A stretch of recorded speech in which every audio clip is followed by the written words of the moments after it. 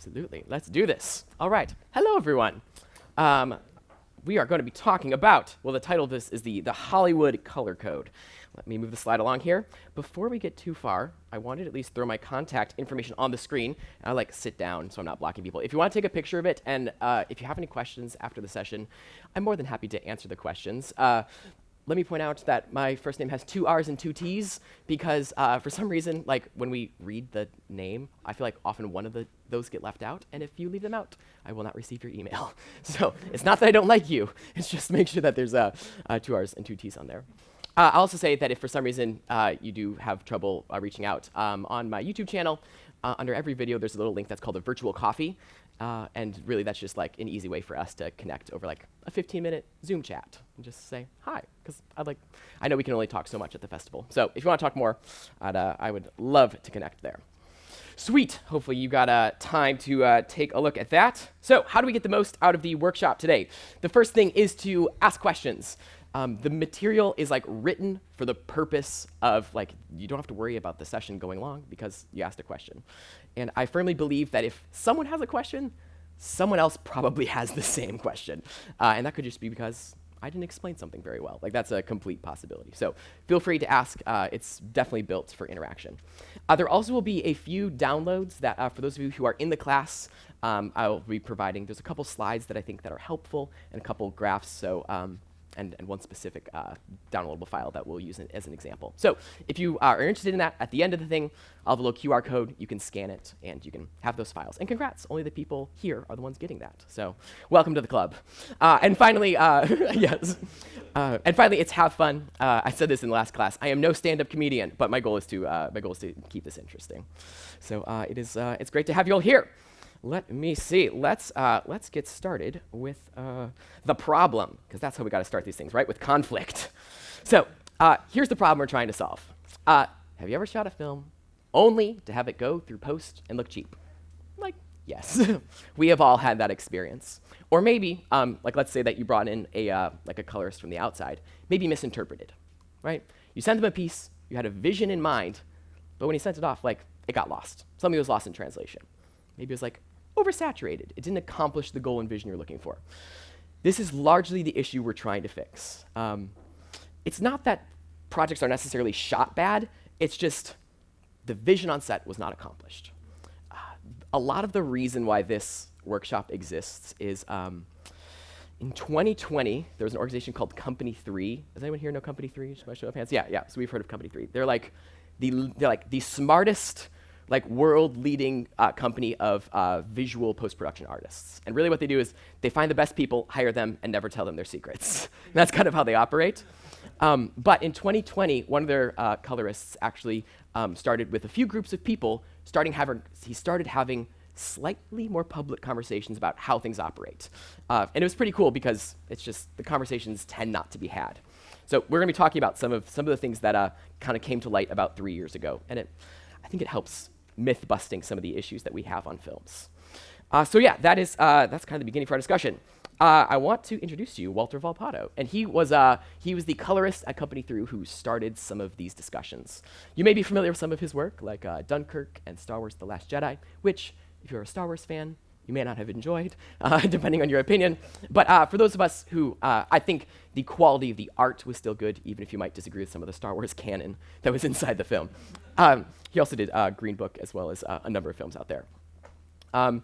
He's a very smart guy. He has just a wonderful Italian accent, and he really solved a lot of misunderstandings that I have had about color in the past. So let's start talking about what makes beautiful films. So let me ask you this. This is not a quiz. This is subjective answers. Can someone raise a hand or just shout out, what are some qualities of a beautiful film, things you appreciate? Yes, yeah. So this might be special to me because I've talked to people about it and they're just like, not necessarily, but I like really saturated colors, like really Yeah. bright colors and really like contrasting colors. Cool, yeah. So something that has a lot of different colors in the frame, but they all work together and they're Cool. muddy. Yeah, absolutely. Yeah, and that's not it's not a right or wrong opinion. It's great. Yes, highly saturated colors and other things. What are some qualities that we look at? Colors that tell stories, for the story and then more of a lighter for the story. Sure, sure. Yeah, yeah, I like that. Yeah, it can match the emotions of the story. Other thoughts? Keep it going. Let's get a couple more. It's not Ethan, yeah. specific to color, but Mhm. I think when the films can produce like wonder and awe in the audience, Okay. it's something you just can't really fake, you know. Yes, yeah, yeah. There's like an authenticity to the visuals that you see. That's great. Let's get like two other thoughts on like what creates a beautiful film in your mind. Yeah. Music, obviously. Working Yes. on audio, that audio aspect working along with the video and the colors. Yeah, when all of them kind of pull together, right? The someone once said, music is like a thumb. You know, it doesn't matter what you're playing. If you put like a pirate polka song underneath the scene, you're gonna start laughing because it's really stupid. But yeah, that's true. When they all pull together. Oh, are we all good? Oh, sorry. I want to make sure. Right, I am on with audio, right? Okay, great. How about one last thought of what can make a beautiful film in your opinion? Last one. Yeah. This is very simple, but that when I'm watching it on my TV, that I can actually see it. It's Mm. not so dark Yep. that I have to shut all the blinds. And That's right. I actually can see what's going on. Yes, I know. Though it's a dark scene, you can still see. Yep, yeah. There were for those of you who saw the Batman that was recently released. Yeah. Some people have had complaints about that because it was designed for a very specific calibrated theater environment. And if a lot of movie theaters actually artificially lower the brightness of their projector bulbs because they don't burn out as fast, but that means for those of if it's a very dark film, you know, that can make a big difference. So this is great, right? Let's get a little more specific here when it comes to comparisons. So find a buddy next to you, and if there's an odd person out, you're allowed to have 3 people in this discussion. And we're gonna do this for like 60 seconds, have a conversation of between these 2 frames, which one, in your opinion, is more cinematic, or at least preferentially you enjoy, right? Doesn't necessarily mean to be more cinematic. What do you prefer and why? Find a person next to you, have that discussion, and then we'll debrief. Go for it.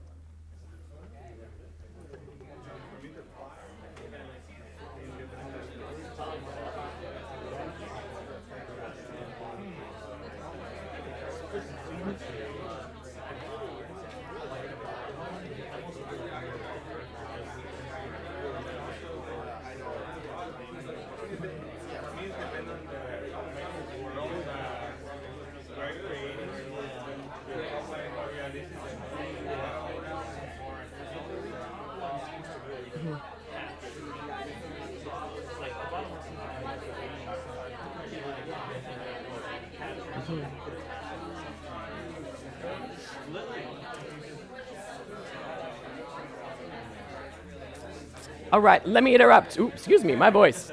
Let me interrupt real quick. Okay, quick little debrief. I want to make sure that you know 2 things. One, any films I show up here, I'm not necessarily endorsing because you'll notice that these are not Christian films and the content, I do not agree with all of them. So that disclaimer is out front in all of this. And I also want to let you know that there's no right or wrong answers on these slides. Purposefully, all the ones I've picked are films that I generally like and generally like the look of. So don't worry about, oh, Little Women was shot on film, so that's the correct answer, you know? So there's freedom in the opinions. Okay, great. Can someone give me which one they preferred and a little reason why? Shout it out. Oh yeah, go for it. Yeah, so I prefer the Little Woman one, the way Mhm. it was centered in the frame, and then the depth from him to the trees to the clouds creates that layering. Yep, And then the way the sun hits him on the side, and it's Timothy Chalamet, you can't go wrong with that. I know, yeah. That was my personal opinion. Yep, yeah. Timothy Chalamet is in a lot of the films that I've pulled from, so I don't know what that means, but yeah. When it comes down to lighting, I think I mostly, I am biased to the lower film. Oh, sure, yeah. It's kind of interesting how they have so much light on one side. It's not too bright that it makes it look like the sun, Mm-hmm. but it's interesting how they keep it on one side of the face and how they use it with the trees being lit as well. It's keeping it consistent, although I don't know if they should add a little bit to the other side. Sure. Yeah, that's great. Anyone have a preference towards the bottom option? I'm interested in what you prefer. Yes, yeah. Well, like I said earlier, I like bright contrasting colors. Sure. It was interesting because when you said like which one you said which one do you like better, which one do you think is more cinematic? Mm-hmm. I have 2 different answers. Like when you said which Sure. one do you like better, I like the bottom one. Which one do you think is more cinematic? I like the top one. Yes, that's So, interesting. Just because in my brain cinematic has a certain meaning to it. Yeah. So when you say that, I'm like, oh yeah, the top one's beautiful. The lighting's wonderful. There's like this nice contrast in the lighting from the bright left side of his face. Mm-hmm. Like I don't remember who was saying it, but like the depth in it is beautiful, but the colors in the bottom one just popped, and I went, oh, I love that. Yeah, and I think you make a great point there that cinematic is an interesting term that we pull from. So let's keep that in mind. So we'll say maybe like preferred. Like we'll keep that going. So here's a second example for us. We have Grand Budapest and La La Land. Have a discussion with their same buddies, but we're got about 60 seconds.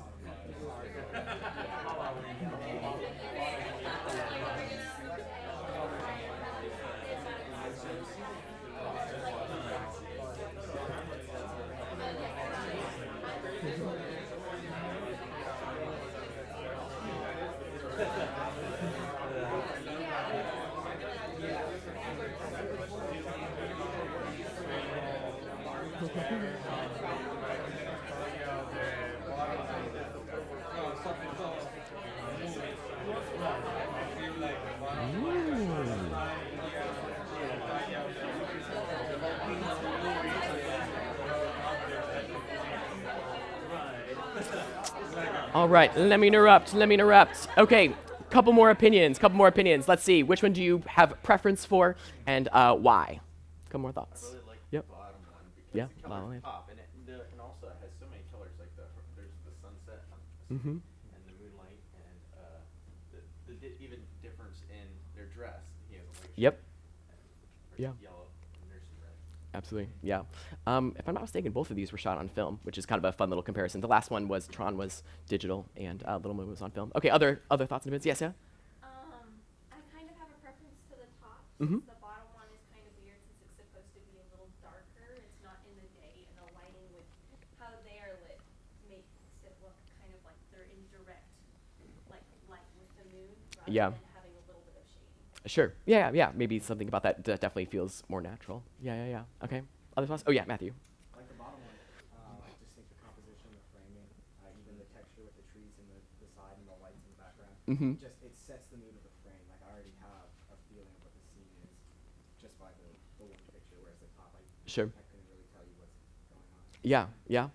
It's interesting to see. Oh, wait, did you raise your hand there? Okay, I thought you were gonna be like, whoo. It's so interesting to see like what we pull from these. We're gonna do one last example, and for this one, I want to pull us with two really close images. So 1917 and Saving Private Ryan. Same discussion. Go for it.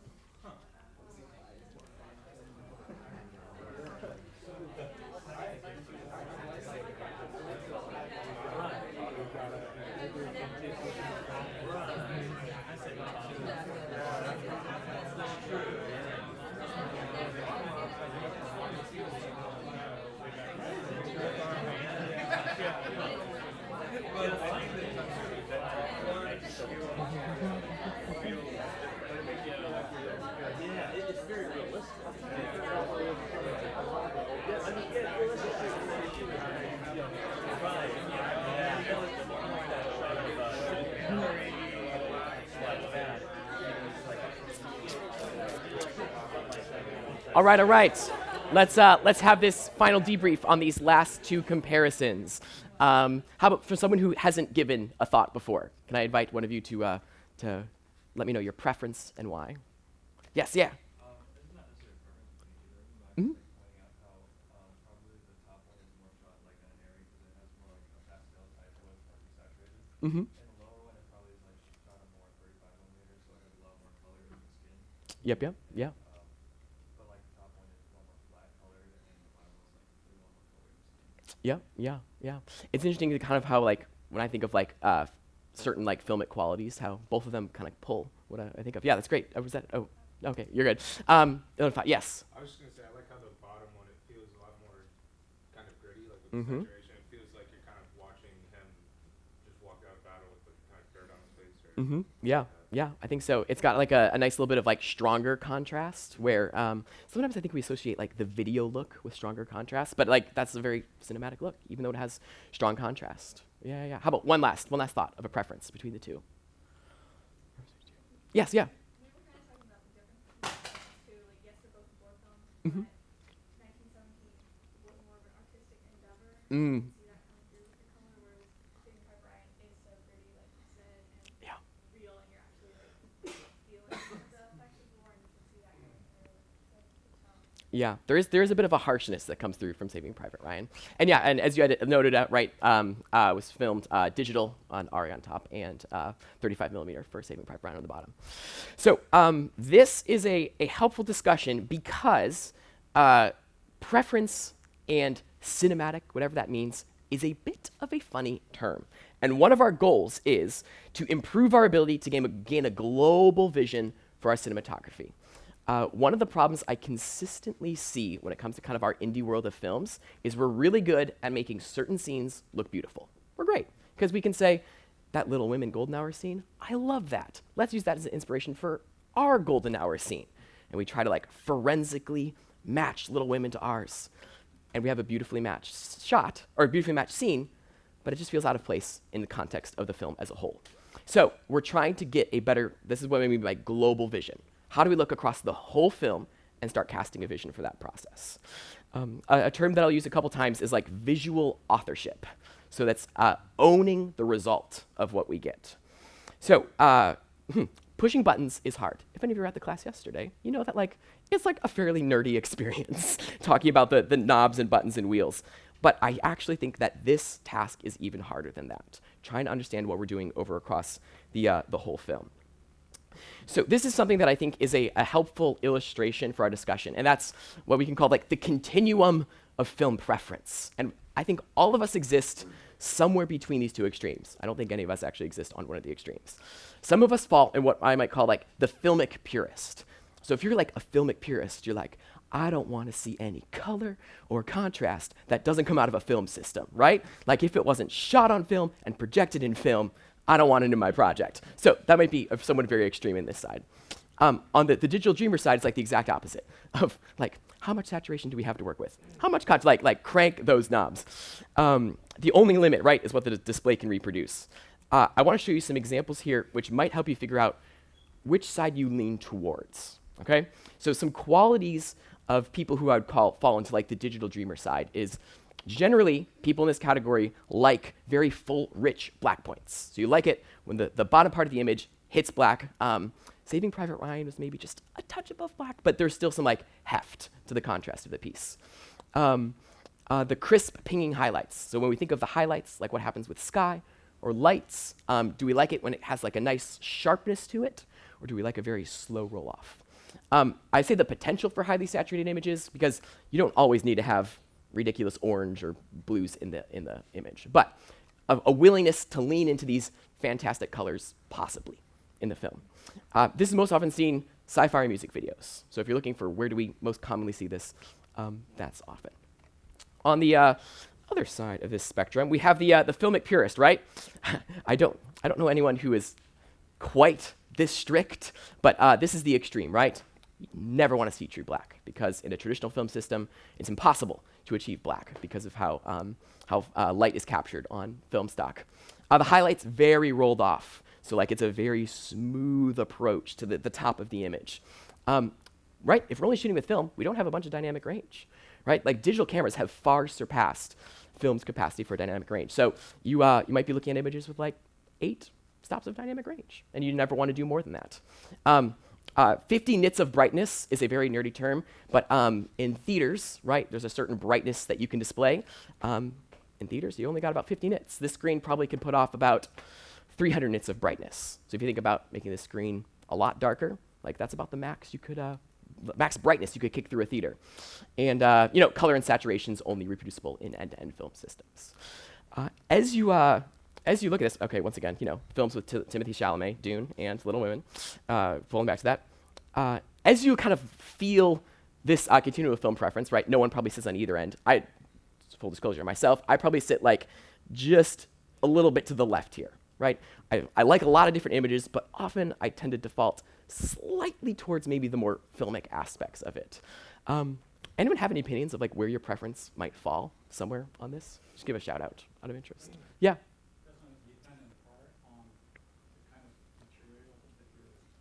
Yeah, absolutely. Yes, material determines a lot. Yeah, yeah.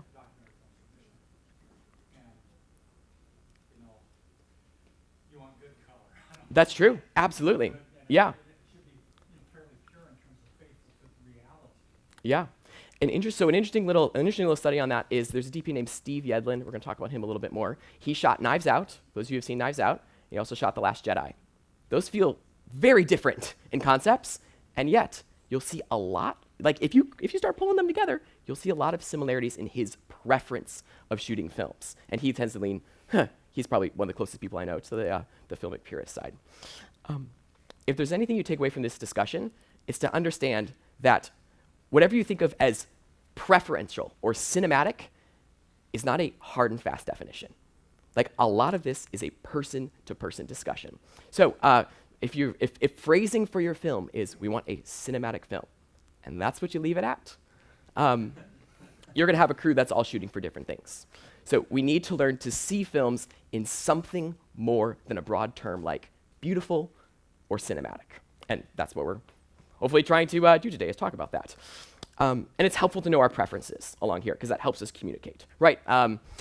So Nathan Payne isn't here, but he's a DP that I've worked with in the past. He leans towards the filmic purist side. That's really helpful for me to know. Yeah, right? Yeah. Well, everything tungsten, everything, yeah. Yeah, right? But as a colorist, that's really helpful, because that means when I go into a project, I'm not going to try to crank the saturation a bunch. I know to respect a lot of the preferences he has. I know that he also, because he leans towards the film purist side, he doesn't like magenta colors. He often wants, if it's going to be near red, he wants a true red, because that tends to happen in film systems. So as we figure out where our preferences exist, that helps a lot when casting the visuals for the film. I would like to introduce to you one of our villains, and that is YouTube videos that are like steal the look YouTube videos. The reason why these are one of the banes of colorist's existence is because these videos, I have yet to come across it. They might exist in the world. I have yet to come across a single video like this that exists on YouTube that actually color grades shots like how they're color graded in actual movies. The big problem with how these videos tend to develop looks is they tend to use fairly complex solutions. So this is actually a screenshot of a tutorial of someone who was trying to put together a kind of like tutorial video on how to build a look. And I don't know what you see when you look at that, but I see a lot of complexity. A lot of complexity. Here's the problem. Complexity over 2,500 shots of a feature film can create a lot of issues. So most of the time, when if we kind of go back to this example, like the Joker, I haven't talked with the colorist behind the Joker, Jill, but I heard one of the colorists who worked at Company 3 talk about it. He's like, I've seen the color for the Joker. He's like, it was not nearly that complex. They start from a much more simple perspective. And I think this is really good for social media clout. So if we post this on Instagram or YouTube, we go, oh, wow, that person really knows what they're doing. Let me pay attention to this. But I think this leads to, I don't have an official term, but I think of it as like the poor tutorial problem.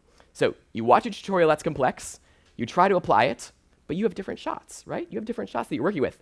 It doesn't work on the shots you're working with, so then what do? You go back and watch more tutorials because it didn't work in the first place. So this is some of the problem with the complexity of these tutorials out there. So we're trying to break some of those habits. Crafting individual shots is wildly different than crafting beautiful films. And that is what we are talking about. Part of the issue is what I call the vertical perspective of filmmaking. And that is, we often gather mood boards for our projects. I have nothing against mood boards. They are amazing and very helpful. However, if we look at our film as, right, like I said, the golden hour scene, it needs to match Little Women. And then we have an office scene, and it needs to match Cruella. We start having scenes that look beautiful in isolation, but as soon as we start watching it as a whole, we can no longer have that through line of visual images. This works really, forensically matching a single image is helpful on short projects. If you have a commercial and it's only one scene, you can get away with it, right? But if you're working on something longer, it looks inconsistent. So there's two principles that I want to talk about, but I wanted to point back to this. I'll use the term visual authorship, ownership of the hows and whys of the end result. How are we getting there, and why are we getting there? Because we don't accidentally come up with beautiful images along the way. Here are the two principles for us. First of all, simplicity wins, even if we don't look as cool. Part of the struggle with some of the color work is when you find simple solutions, and I'll say this as a colorist, finding a simple solution does not make me look cool, right? Like if I come up with a simple solution that gets us to the end result, that's not as postable on social media. But yet, they will develop better results for the long run. And simplicity doesn't mean easy. Developing building blocks for films that work over 2,000 shots is actually a pretty difficult thing to do when you're looking at a full film. So our goal is to develop looks for the whole film, not just individual shots. Second principle is what I think is helpful, the decision triangle, and that is all of our thoughts for films tend to go through these three filters. First one is our tools. So that's your cameras, DaVinci Resolve, right? There's things we can do with our tools. But just because we can do them doesn't mean we should do them, right? There's also this idea of the observer, and that is the audience watching our films. An example of how these two can be in conflict is, I like film grain. Film grain's fun. But most of our projects are watched over the internet, and compression murders all of our film grain. All this beautiful film grain that we've worked so hard on. So it's important to remember that there is an end audience, and if we're gonna spend 4 hours finding the perfect film grain, is that gonna make a difference in the long run? So what your audience experiences matter. If you're watching The Batman in a perfectly calibrated theater, and it looks great, but you realize that you're gonna put The Batman out to a bunch of theaters where people might not be able to see it, the observer matters in our decisions. And the last is culture. Another funny thing about the observer is, I don't know if you guys had heard this, but Netflix, during the beginning of the pandemic, so many people were watching Netflix shows that they lowered the bit rate of their streaming. So even if you paid for 4K, I think it's only happened in Europe, but if you paid for 4K, you're only getting an HD stream. So, that's how they did it for a while. When we talk about culture, it's this idea of we have individual preferences, but then also this like collection of memories from our past because of how we grew up. Here is a little example which I find kind of fun. In the United States, we tend to have a skin tone preference as far as characteristics, and that is we tend to like saturated, golden, yellow skin tones, broadly speaking. You can find exceptions, I'm sure. But broadly speaking, these are the things we like to see. If you go over into Europe and you watch a lot of BBC stuff, you'll notice something a little different. And that is, I don't know if it just rains all the time in London, so all their images are super moody, but you start to see that the skin tones, it's not that they aren't accurate, it's just that's less of an emphasis over there.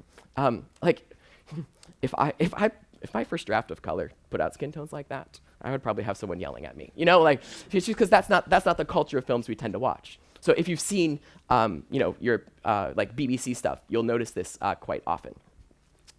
I don't personally watch a bunch of like Bollywood and India films, but from what I understand about Bollywood, they like high saturations, but not necessarily in the skin tones. Like it just tends to be a little more neutral as well.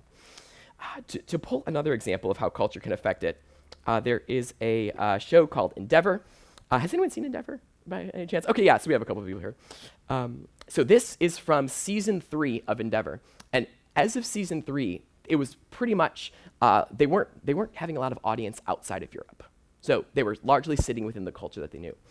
But I think it was as of about season 5, their influence started to grow, and they started getting a lot of, through PBS, and I guess, Masterworks, a lot of US audience.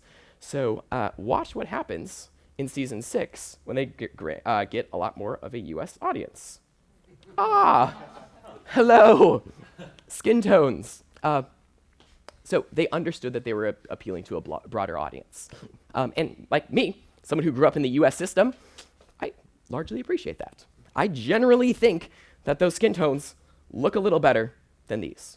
However, to a certain extent, that's my preference. And when I say I want good skin tones, there is something that I'm referring to because of my past history.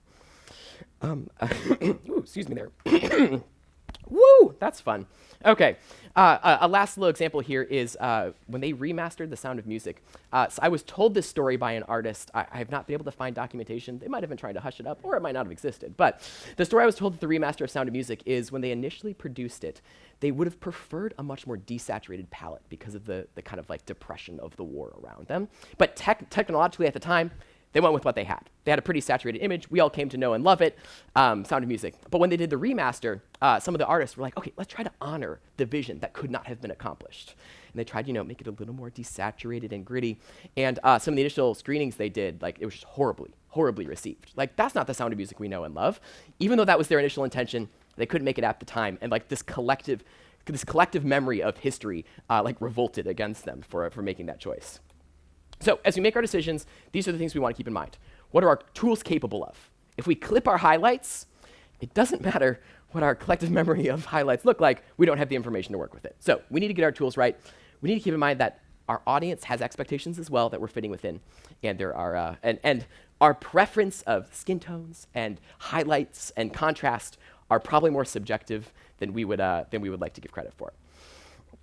So that leads us to this: intentionally or not, there are always three elements in the creation of an image: capture device, a display device, and a process between them.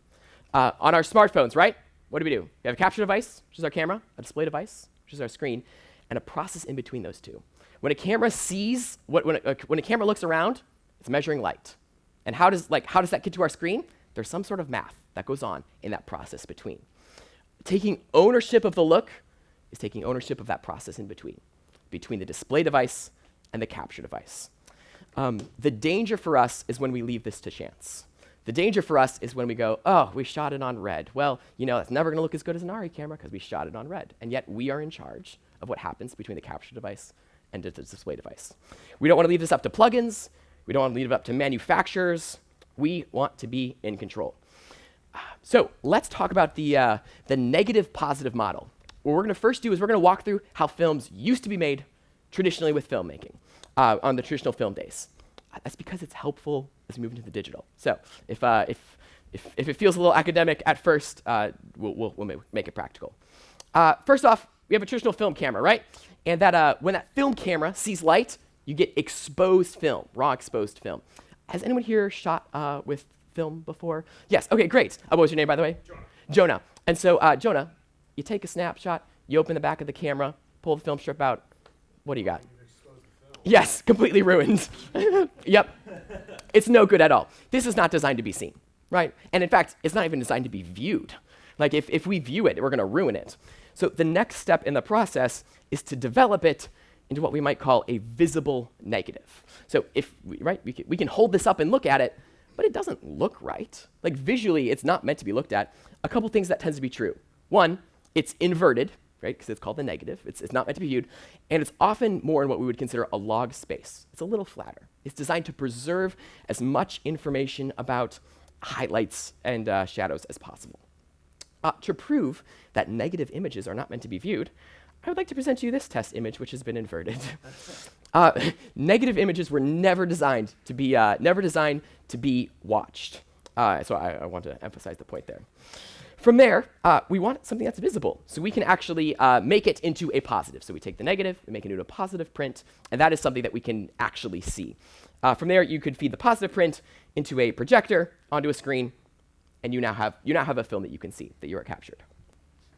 This is how like filmmaking was done for many decades. And although this process they went through because it was technologically necessary, there actually are some conceptual ideas here that helps us a lot when we're starting to think through our process of filmmaking. Right? When the DP was on set, he didn't have a little monitor on the back of his camera. He thought in his head, I have an intended vision for what I am capturing. Based on the experience he had with the positive, we might call it, for the intended result. He shot something with an intention on the other side. Let's look at how this works in our digital world. So we have a digital camera, and when the camera sees it, it gets exposed to what we might call digital RAW. We have a bit of a misunderstanding sometimes around RAW. If you open like DaVinci Resolve, right, you can import RAW footage. But what you see, you can't actually see raw footage. All RAW is the information that comes off the camera sensor. It's not something visible. You have to do some math to get it to a visible image. And that is what we would call the debayer process. So when you bring in red RAW into Resolve, what you're seeing is information that came off the sensor that has been translated through math to get to this flat image, this flat or log image. Once again, Lots of terms being thrown around. Feel free to ask questions if the terms feel like a little much. From there, we have the flat image, which is never intended to be actually viewed by the audience. There was a little period of time where like flat looks were like a trend, which made all the colorists very frustrated. Because like, no, just because cameras shoot flat doesn't mean it's a look. Like it was never designed to be that. But you know, people got used to just watching flat footage in their edits and were like, I love it. And that was never the design. So we have to extract some of this information into what we could call a positive, or the look for the film. And at the end we have a display. When you look at the old film process, the only way to really affect the visuals of the film is right in here. So right in between the negative and the positive, they had printer lights. And it is, as you're printing to the positive, there was a little light, and they realized, well, if we have a little more green of a light, we can tint this film green. So the initial pass of the Matrix was they were feeding through this process and turned on the green a little further. And shot to shot, they could make adjustments. The good news is in the digital world, we have a lot more options. But before I show you those options, I just want to point out, we still have a lot of beautiful films that were shot this way. And why?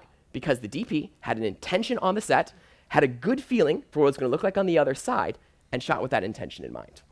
Now, in the modern digital process, right, we have color correction, which we can kind of do between this. But I think this positive, this idea of an extraction, an intended look, is something that's often missing from our piece. We have end results in mind, but this idea of, let's take this, right? An old film, they weren't constantly switching film stocks. There were certain things that happened over the course of the film, certain aesthetic choices, like contrast levels or saturation levels, that they were stuck with. And because of that, they tended to have a consistent looking film. So what are the building blocks of our film that will be consistent, not just shot to shot, but over the course of the whole film? So sometimes we will call this the intended photography. So what was the intention when it was shot, and how can we get there as an end result? Let's do a little example of how this could play out. Before I move on, I realized that was a lot of technical stuff. Any questions about either of those two processes before we move on? Yeah. So sometimes one of the big problems that I've heard of is when you record over the log versus shooting raw. Oh, yeah. In the case that like you're either recording onto the log or how would you approach that situation? So like whenever possible, it's nice to work with raw, right? And whenever that's not possible, it's nice to work with log footage, flat footage. So it's kind of like the preferences: raw first, log next, standard Rec 709. Contrast, after. And a baked-in LUT is hard to come back from. Yes, it's hard to reverse engineer a baked-in LUT. Yeah. Any other questions there before we keep moving? Yeah. Difference between raw and the log. Oh, yeah, that's a great question. And it's something that I struggled with for a long time understanding. If you were to open a raw video file in a text editor, it just looks like gobbledygook. Like it looks like someone was like smashing their keyboard, right? All it is text. That's all it is. Raw is just the text that came off the camera. Log is when they take that text, do some math, and convert it into a visible image. Because all that a camera is, right? A camera is just a measurement of light. When you point a camera somewhere, it says how much light's there, and what math do I have to do to convert that into an accurate color. That's all that a camera sensor does.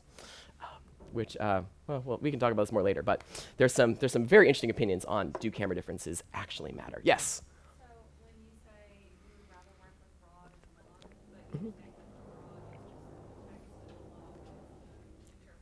Yes. What do you mean that you'd rather work with raw? Oh, that's an excellent question. Yeah, thank you for that. So the good news is when it's filmed in RAW, we can still control the debayer. So the math that goes from the raw footage into the flat, we can still control. Here's an example. I graded Vindication Season 2, for those of you who like the show. Halfway through the show, one of their cameras accidentally updated from their Gen 4 to Gen 5 color science, which is a huge pain in the neck for me if that was to be locked, because that is different. Like, it's two cameras looking at the same thing, and one camera has a different perspective of contrast than the other. It'd be such a pain in the neck. But because it's raw, I could go into one of the cameras, and I could say, don't use the math of Gen 5. I could say, use the math of Gen 4. So even though it was accidentally shot some scenes with the Gen 5 math, because it still has all the original code, it's not throwing away any of the code, I can tell it what math to use to get there. Does that help a little bit? It's kind of, I know it's a weird way of. It's like going back to the settings of the camera Yes. Yeah. the file, so you can change it in the file. Yep. Yeah, that's great. Yep. So a raw file is just what information do the camera sensors see? It's not asking how do we display that on a display. Yeah. I've heard that in raw, like things like white balance don't matter anymore. Is that true? So sort of. There's a slight misunderstanding around white balance in raw. Cameras are all designed to have one white balance. It's like whatever people want to tell you, they only have one white balance. The sensors are only shot for a single one. Often they're daylight balanced. Anything that goes on when you change the settings inside a camera, it's just affecting the math from what comes off the sensor into real life. So there's not like, the sensor is only optimized for a single white balance. So in raw settings, all that we're doing is affecting the math to get to that end result. So what would be the correct way of translating what we see into a white point that would be 3200 Kelvin or something like that. So yeah, it's just anything that happens afterward is math. An example that often gets mentioned is if you were to film a low light candle scene, like really low light, right? Like it's lots of reds and maybe a little bit in the green channel. If you have no information in the blue channel, it doesn't matter how much you mess around with the raw slider, you're never going to magically make blue information appear. It just, the camera sees what it sees, and like that's what we got to work with. Everything after the sensor is math. Yeah. But to that point of sometimes if you have raw data, you can get a better translation of sometimes the raw footage is more flexible than something with like an incorrect white balance baked in. So that can be a result. Let's look at some of how this plays out on an actual project. Hey, DaVinci Resolve, that's why we're here. All right, so what I want to do is I pulled a few scenes from a feature film called They Don't Cast Shadows. Shout out to any of you who have seen it before. But it was shot on red raw footage.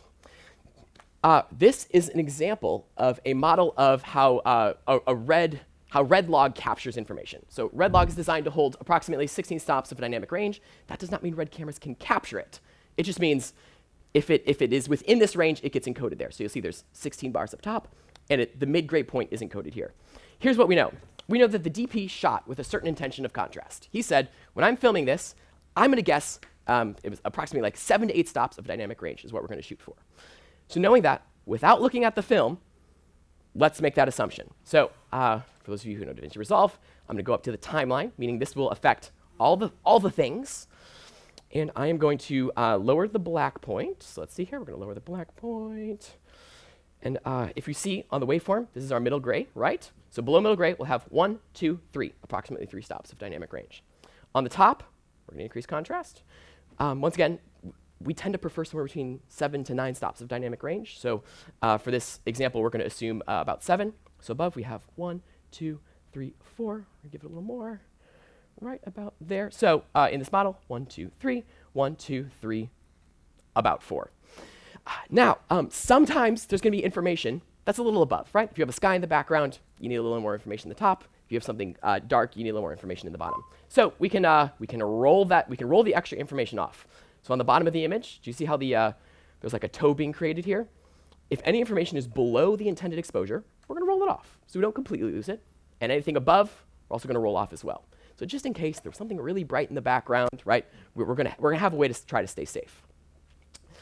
What I'm going to do is I'm going to throw a node before, and I'm just going to make everything black and white, so we're not evaluating color. Let me just check my notes, make sure. Yes. All right, so let me pull open our clips. I'm going to update all thumbnails, and you'll notice we didn't look at any footage, right? So let's evaluate some of our assumptions. I'm going to pull up this outdoor clip, and I'm going to get rid of the clips. Once again, this project was shot very flat. But as we look at that image, we go, oh, that contrast looks about right. And for reference sake, this was the original footage. Very flat, right? Right here, I can get rid of our contrast adjustment. Here's how it was shot. It was shot like this. I didn't look at the clips at all, but I knew the DP was shooting with a certain intention of contrast that I could recreate at a principled level and add it. And here's the cool thing. What happens when we jump scenes? There's a library scene towards the end. Let's jump to a clip of a person. I would say this scene is a little dark, but not much, just a tiny bit, because the DP did a pretty good job exposing the scene. And you'll notice, for the most part, we aren't losing information in the blacks, we aren't losing information in the highlights, and the contrast looks appropriate. So let me disable, get back to that shot of someone. So here's what the flat log footage would look like, and here's the assumption of contrast that we've made. As you go through the film, right, we now have consistent contrast throughout the entire piece. There's an evening scene in a car here, which I think gets a little, oops, I have gone outside those bounds. There's an evening scene in the car, which needs to be brightened up a little bit. But I had that conversation with the DP. So we can generate contrast for the piece, first based on principle. Here's the second idea. What assumptions can we make about the color? Before I move on, any questions about this? I feel like sometimes that's a confusing. Questions about like the color model or things like that? Yes, yes. How did you make the assumption to do 7 to 9 stops? It's just kind of a generally, it's kind of like a rule of thumb. So that's like for most films. For most films, we as humans seem to prefer about 7 to 9 stops of dynamic range for the like extracted contrast. Like we like cameras that can capture more because then we can roll it off. So we don't clip that information, but most of the time we prefer somewhere in that range of contrast. So for reference, Yeah. what would be an example where you would use more or less? Some people like flatter looking footage. So if some people like footage with less contrast, then you'd be extracting more dynamic range, if that makes sense. More of this curve would be extracted. Confusing statement? Yes? Oh, no? Okay. Surprised, it's not unexpected. Okay. Yeah. Was there an additional question there, or? So you like bouncing off the wavelength prior to the histograms, from what I'm gathering, like based off your black and whites versus going right into your red, greens, and blues? Yeah. So starting with the black and white, and like in real life, of course, we're gonna be looking at the footage, but like we tend to start with what is the principle that we want to achieve in this film, the intended photography. Something was shot on set, they had an intention. How do we find it? Yep. Any other questions? Feel free to shout it out. I'm just gonna add a couple nodes real quick while we do this. I'm just gonna pull color space transform. So I'm just gonna label this real quick. Con for contrast, and this is gonna be our CST. So we also know that this was shot in red wide gamut. So while it's being flat, the colors will also appear desaturated in the original image. Let me pull all this off. So if I pull one of these clips, the colors appear desaturated, right? Even if we were to add, let me pull this out. Even if we were to add contrast, the colors are still desaturated because it was captured in a wide color space. What assumptions can we make? We can make the assumption that it wasn't meant to be seen in a wide color space. We want to see it in a normalized color space. So we say, for those of you who aren't familiar with color space transform, it's what do you want in and what do you want out? Or what do you get in and what do you get out? So we know that red shoots in red wide gamut, and we know that the color space we want out is Rec 709. Simple as that. We also know that when chatting with the director of photography, that generally he's a big fan of Kodak films, and there's he likes kind of a little bit of a blue tone in some of the shadows. So if you see up here, let me disable that. If you see kind of towards the, can I make that full screen? There, you see kind of towards this bottom end, right? A little bit of blue toning. Once again, all this is based on principle. He filmed it with the intention that the film was going to have a little bit of cooling in the shadows, and it was going to be normalized. Let's see how this affects our images. And let me make this bigger for us. There we go. We have a rough, oh wait, did I have, yeah, good, that is good. We have an image that has approximate, this isn't a calibrated screen, right, forgive me, but that has approximate amounts of saturation. That's really close. That has a little bit of cooling in the shadows as well. Just so for reference, it's a tiny screen up there. Let me try to zoom in to see if I can, do you see the cooling that's happening in some of the shadows of the image? I know it's a little hard to see on that tiny screen. So these are, this film actually had fairly simple building blocks. I can actually show you our building blocks. There we go. Our final building blocks for the film were right here. There was a assumed amount of contrast, a color space transform, cooling of shadows, and primary red. Obviously, we did more to the film than just this. But this is how we started to achieve a consistent aesthetic across it. There were building blocks that no matter what happened, these things existed and we built it off of. How are we doing on time? Okay, 3:50. We're doing pretty good on time. Before I keep going, any questions at this point that pop up? Yeah. Can you explain the first three? Can you do primary red? Oh, yeah, thank you. So primary red was, I don't have a sample of this. It would be a spoiler if I included it here, so I didn't include this scene. But there was a sample where there were some very highly saturated reds, like obnoxiously saturated.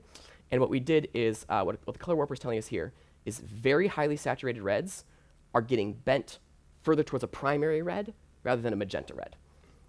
So if you see, red would naturally exist. If I did nothing, any slightly magenta reds would stay normal. However, when I bend this to this side, any slightly magenta reds that come into the camera will come out as a more primary red, right? And we knew across the whole film, we wanted that to be true. We didn't want anything coming out of the other side. Scene to scene, obviously, we did some grading that was different, but that's how we do it. So the question is, how do we move? Like, what do we do to scenes then? Well, there is a great little feature in here. Let me see, do we want to do it to this one? Let's do it. The library scene at the end is a good example because they had to film with mostly available light. They couldn't. They were filming in a public library late at night, and they didn't have the resources to exchange every ceiling bulb, you know. So they lit the subject with their preferential lights, and we had to deal with the rest. What we can do is, let me get out of the timeline real quick. We can select all the library and say add to group. We can say library, and one of the great things is, come on, work with me. We now have this wonderful little tool in DaVinci Resolve called the group post clip. So that means any clips grouped within this category are going to receive the same adjustment. So this will be an outrageously simple example of balancing this scene, but we'll come in here. For those of you who were in here yesterday, you know, we got the printer lights, we got the vector scope, we're looking at the image, we're saying, oh, the DP, you know, the image, unfortunately, was a little too warm for what the DP intended. In a perfect world, the DP would have that fixed. But, so we have some very brief little color matching. Let's see here. Pulling down the greens and the reds. Once again, we're doing this very quickly. For example, that's looking good. Still got a lot of reds in the image. Pull that down. All right.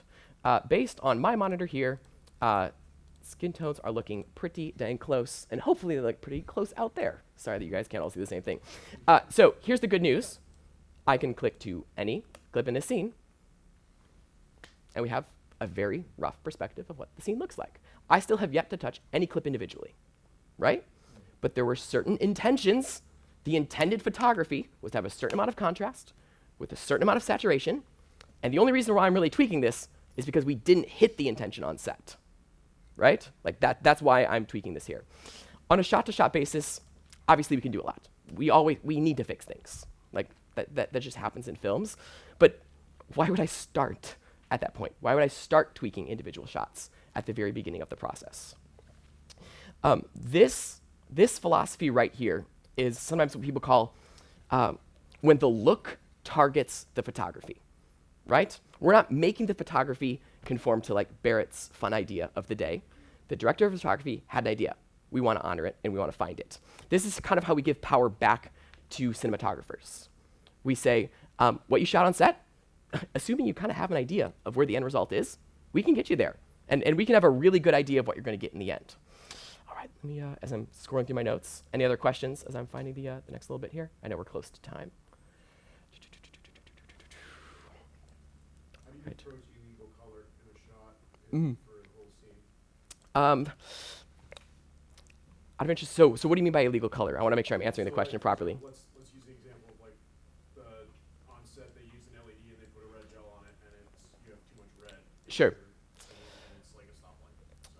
So my instinct often when we get weird colors, oftentimes we can fix them with in the color space transform. We can have saturation compression, which pretty much takes any saturation that hits a value of like 0.9, 90%. We can pull it back a little bit so that the top saturation only hits 1. That's kind of what the color space transform is telling us right here. So that'd be my initial approach to see if that would fix it. And from there, I don't know, whatever solves it, right?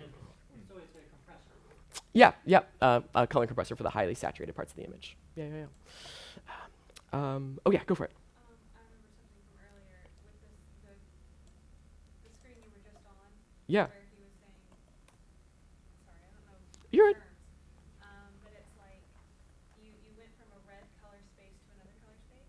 Sure, yeah. How did you know what color space to go to? Oh, yeah, that's a great question. So the standard, we sometimes call this targeting a display. So the standard way that everyone views things is from a standard that's called Rec 709. Like that was a standard that was developed. So if a camera wants to know what is the, like, we have a wide color space, which red was shot in, and we want it to look normalized on display. We normalize it to that standard. So Rec. 709 is the standard, so that's the standard we pointed to. Yeah. Oh, sorry. Yeah, go for it. Sorry. You're good. So are there like other color spaces that you would want to go to for like certain films, and like I guess that would get into a lot more like specialized of what you want the film to be. But like, why wouldn't you use Rec. 709? Because the distributor asks you to do something differently. And it's very rarely happens. Like so we're seeing HDR pop up more and more, and HDR has a different color space and a different gamma, and the gamma is just contrast. So it's again first preference. It is. So I would say that it's whatever the distributor says you need to give them is what you give them. Yeah, but 99% of the work any of us will do will be Rec. 709. Yeah, or at least in the near future. That is likely to change. All right. Oh yeah. Thank you. I know, like, when it comes to sound, Mm-hmm. you kind of have to, like, you have to make sound based on, like, where it's going to be shown. Mm-hmm. You have to make sound, like, for phone or Sure. Is that kind of also similar to, like with coloring? So if I understand you correctly, the viewing environment of the film, we want to color to the viewing environment? Yes, absolutely. And so that is why there's like a, what's the term for it? So SDR, standard dynamic range. There's a mastering environment that all colorists will use, and that is their displays will all be calibrated to 100 nits at max brightness. So that's a fairly dark brightness, but thank you, 3 minutes. It's a fairly dark brightness, but it helps us avoid the Batman issues where things are too dark, right? There's also a recommended room light level that you color grade in. I'm forgetting what that number is off the top of my head, but I want to say it's like 10 nits or something like that. You can calibrate it with a light meter. But so there are recommendations and standards by which like all colorists need to abide by in order to make sure that they have the most neutral starting place to work from. Yeah. So, like, from earlier, like, you talked about grain, like, Mm-hmm. just probably like a more practice thing, but how do you choose between like getting grain in camera or just doing post grain? Because I kind of lean towards more like if I don't really shoot it like grain or like film, Mm-hmm. I feel like I should just like leave it. Sure. Yeah. So I would say that the film continuum, like the preference thing, like that matters a lot. Most of the time, well, if you remember the triangle, does the observer experience anything different if we get it in camera or get it in post? Probably not. So it's whatever makes your life easier, right? If adding it in post is what makes it easier, go for it. If capturing it in camera makes it easier, go for it. Most of the time, it's easier if we add it in post because if VFX needs to like green screen anything, it's nice to have less noise. Yeah. Okay, let me show you one other little thing. I know we're wrapping up real close. To help dispel some myths that are out there, I want to show you this. A lot of times, I'll hear people say things like, I really like the Ari look, things like that, right? But yeah, I apologize if I said that in a way that makes Ari sound bad. That's not what I'm saying at all. Remember we said there's 3 things: a capture device, a process, and a display. When we talk about the Ari look, we think that it means only the camera, but images we see go through 3 steps. So let me just show you a crazy little idea, and that is we have a red camera, right? We know that it was shot. It's color space, shot in a red wide gamut, and it was shot with red log 3G10. We also know that Ari has a recommended transform from a log to a Rec. 709 space. So what we need to do is feed that LUT what it expects. So we're going to transform from red's wide color space into Ari's color space. And we're going to transform from red's gamma, right, the contrast curve, into Ari's color space. And then we're going to grab Ari's recommended transform from Ari log C to Rec. 709. And oh, would you look at that? We have a rough approximation of what Ari cameras tend to look like because we've controlled the second of the 2 steps, right? This wasn't shot on Ari camera, so we can't control that. But we have fed Ari's recommended transform to normalization, which they have worked on, and we've also fed it the information it needs to work because every LUT needs to have the correct input to give the right output. All right. I know we are at 4 o'clock right now, so I don't want to hold anyone any longer. However, I will be around after this if you want to chat more about it. But if you take anything away from this session, I want to let you know, first of all, you are not alone.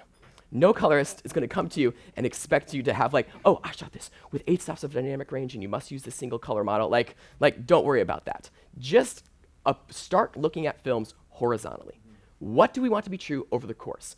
And maybe even think of it this way if it's easier. What are the average things we want to be true over the whole film? What's the average contrast levels, average saturation, average treatment of the shadows? And start there. And then we can go deeper. But those allow us building blocks that create aesthetically consistent films. And it's a process.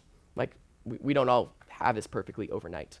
But I think, I know I'll run 1 minute over, but I'll end this with a story, and that is, for those of you who have watched The Last Jedi, let me, I wonder if I have a picture of it. I think I do somewhere in here. Would you give me a second here? I have a picture of it. There is a fairly famous scene from The Last Jedi. So Steve Yedlin was the DP, and Walter Valpardo was the a colorist. Steve Yedlin is well known for being really specific about his intended photography. He's a wildly like nerdy color scientist as well. So he had very specific things he wanted out of the intended photography. They got to this scene in the color of the film, and Steve was chatting with Walter. And he's like, you know what? I think this scene, we put our intention on top of it. We put our building blocks there. They looked at it, and Steve Yedlin went, I think it needs, a point more of red. So Walter clicked the mouse, added a point of red, and Steve went, great, let's move on. And that is how the color was done for that scene in The Last Jedi. I will tell you, it never works that way in real life. Hollywood, on their best days, have only done this once, okay? But it's something to shoot for. And why don't we at least attempt to shoot for that, rather than forcing ourselves, shot 1, I grade, I copy paste. Shot 2, I grade, copy paste. Why start there? Why not start with something bigger that can lead us to a more consistent result? I've run over on time, but I'm happy to stay here and chat. For those of you who are interested in the downloads, I have a copy of the Filmic Purist versus Digital Dreamer slides, as well as the red color model that I used in DaVinci Resolve, if you want to mess around with that red color model. Shoot this link, drop in your email, it'll send you a link to a resource page you can download the files there from. Thank you so much.